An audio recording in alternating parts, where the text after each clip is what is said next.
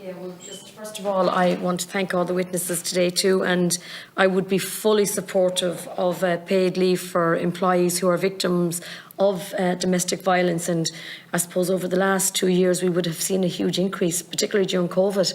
I think it was a really eye-opener to all of us, and I think we all have to be mindful, and I see it myself as other colleagues do with, you know, women and men too that would come to you that are in that situation. And there's lots of barriers there, and you spoke about rural transport or even housing or counselling or support. So I think we have a long way to go, but I think this is a good start. And I do know that the Minister for Children has began an examination of what supports exist at the moment, and I think one of them is the changes in the social protection, which is for the rent supplement to help victims. And I do think, again, it's a start, but we have a long way to go. And as a Carlow woman, we have no refuge in Carlow, which is an absolute disaster. And it's something that all of us have been working on with the Minister, because every county needs a women's refuge, and we all have to have that. And we're very lucky, though. We have Amber in Kilkenny, who do great work, and they did a piece of research recently, and it was the impact of domestic abuse on the workplace in 2021. And I'll just give you some of the figures, where 200 women and men who worked outside the home in Carlow and Kilkenny were surveyed. So their findings were that they found 21% had physical threats met against them by their abuser while at work. 46% said that they are physically, emotionally unwell, exhausted as a result of the abuse. 66% said the abuse negatively impacted their work performance. 69% did not disclose the abuse to their employer, manager or co-workers, which is another concern. And 12% of the respondents who made a disclosure of the domestic abuse said their employer or manager was not that helpful. And then 52% of the respondents said they did not have personal experience of, who did not have personal experience of domestic abuse, witnessed the effects of a colleague's domestic abuse while at work. So, that was just a survey that was done. And I think it's really crucial and important that we see these figures, because they're staggering. And I think for all of us, and again, we spoke about a duty of care, and, you know, it is very hard for women in that position. People can be very private, and we've learned that over the years. And there are people that we meet every day that we mightn't even know that they're in that situation. So I just think this is really important that we legislate to give women, that chance that they can be in a position to get this leave. So I would be very supportive of it again, as I said. Can I just ask a question again about employers? And we talk about the conversation now. Do you feel that there is a change there? Can you see now, maybe has COVID changed things? Because over the years, things would always have been maybe hidden, or, people never knew how people were affected. So I'm wondering, in society, can we see that change now? And I just want to particularly compliment Vodafone on your policies. And maybe just when you speak about your policies and you constantly went back to them, where do you feel your policies are impacting, or where did you feel your policies originated from? The way policies come, which are excellent. Was it through surveys of your own company? Did you, see other companies that do that? Because I think, we need to look at policies. And I think your policies have been really game-changing. And again, I want to compliment you on that. And, it is a worry that, 1 in 4 women are impacted. And again, as I said, I just see it even in my own area, where when we have no refuge and a local authority is closed on a Friday evening at 5 o'clock, and we've no supports on a Saturday or Sunday. So you can't say to someone, where do they go? Because, people actually stay in a situation because they have nowhere to go, and just so many issues. But I believe this is good change. I believe we have a lot more changes to make, but I just want to compliment all of you today, and I think well done. I think this is going to be so important, and I think it's a start, and we have a lot more changes to make. So thank you. A lot of my questions were asked. Yeah. The women got to them before me. So well done. Yeah. Maybe so if you want to come back, maybe Julie or Aoife, do you want to come in on some of the employer stuff? And then on the first point, just around employers and are they taking a stance on this? Aoife, you might talk about 2019 and how it originated. Yeah. So look, I think when we first introduced our policy in 2019, we were quite unique, right? So we were the first company in Ireland to do so. And since then, 27 other Vodafone markets have introduced the policies globally.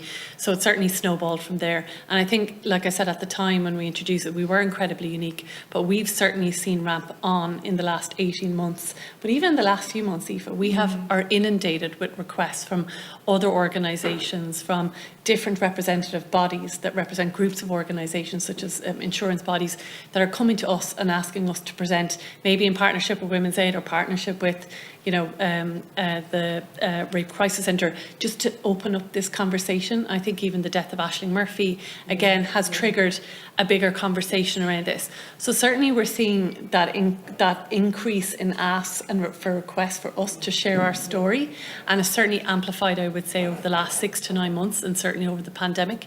But I suppose, you know, how quickly are we taking action, and is it quick enough, is the question we would ask ourselves. I've certainly seen, you know, other banks, they're all stepping forward to trying to do it, but are we going at a pace that we should be going at? And I do think this legislation will, hopefully when enacted, will provide that mandate or that commitment that all employers need to step up. We believe in Vodafone that fundamentally this is part of our employees' lives.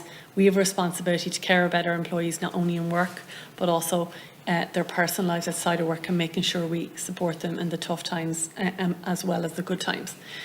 So certainly we are seeing that increase. But if you might share around the 2019. Oh, yeah, sure. Yeah. And actually, just to build on that as well, one of the kind of key reports that we look forward to every year as HR people is the Deloitte Human Capital Trends report.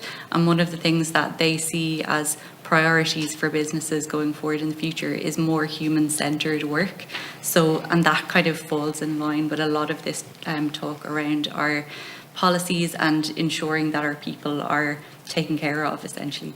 But back to 2019, when we first introduced the policy, like we had a huge groundwork. Like I think a lot of businesses that I've talked to always ask things about like how we got approval from our board of directors, how we got them to think of it as a priority, so that we actually got the opportunity to introduce the policy. So one of the things that I think was really helpful for us is the fact that we have been working on diversity and inclusion, everything from gender and ensuring that we have, like we've currently 52% female representation in our leadership across the business. And that's not something that happened overnight. That's something that we worked on for about 10 years. And we have that consistent maintenance of our messaging around diversity and inclusion, the importance that it brings to us.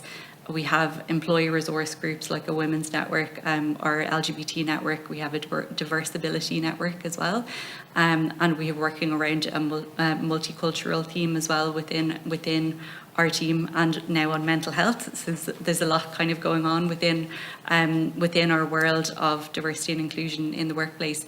So it's really laying this groundwork over that amount of time that made it actually quite, and I won't say it was easy, but but it made it a very natural progression for us, exactly. And when it came to proposing it and getting sign off from our leadership team, it was incredibly smooth because of the fact that we had been building this kind of case for so long as well. We no longer talk about the business case for diversity and inclusion in Vodafone, because everybody understands that it is core to who we are, and it's part of like being a purpose-based organisation. Well done. Yeah. Excellent. Sorry, Sarah, yeah. Just to add to that in terms of from Women's Aid's point of view, similarly, kind of similar trajectory. At this point, we've actually employed a dedicated project lead specifically to deal with a kind of a service offering. For want to be a consultancy, we would consult on policies. We also would have kind of model policies, very much building on the collaborative work we've done with Vodafone. Also initiatives in the UK. There's the Employers Initiative on Domestic Abuse. And what we have found is, and certainly through my own kind of discussions with senior people in a wide range of companies, is that over the course of COVID, two things actually became more visible. One, people were working at home, and employers started to see their employees being interfered with, where somebody was persistently, disrupting them, plugging out the Wi-Fi, and so it actually made it in some cases visible that their home was not a good workplace, but neither was it a good home life. And the other was, interesting, it is not deep data, but looking at employee assistance programs and what they have been taken up for over, the last number of years, and domestic violence features as something that employees have sought support for. So these are people who are in work, who are, seeking the kind of therapeutic aspect of the employee assistance program, but that doesn't actually give them any options in the context of their workplace. And I would just very much echo what Julie and Aoife has said, is that there is a normative impact of any legislation.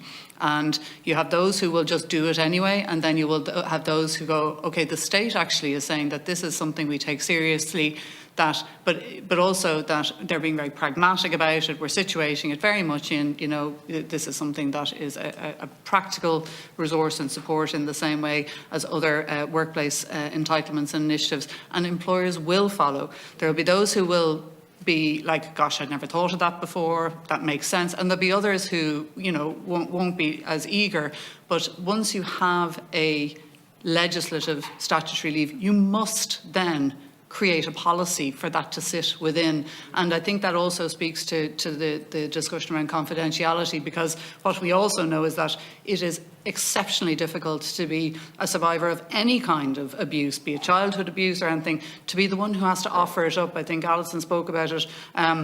If you don't know what the reaction is going to be and you don't know what the response is going to be, you will not say something. But if you have an employer who circulates it, even in a desultory manner, here is the new policy around the leave, and it in there says you are guaranteed confidentiality, that actively is a commitment from an employer, however enthusiastic or not, which will give an assurance. So I think all those things actually lock together. Thanks. Alison or Marie, do you want to come in? Yeah. Just to add, I think the biggest challenge is going to be with the smaller organisations, the smaller employers, urban or rural, maybe with less than 10 employees, because as it is, I think they struggle with things like even having proper policies in place around employee handbooks and existing leave. So I think that's going to be the big challenge. There seems to be good buy-in in terms of bigger multinationals really doing the right thing and taking the lead from Vodafone, but I think that's going to be the big challenge for sure.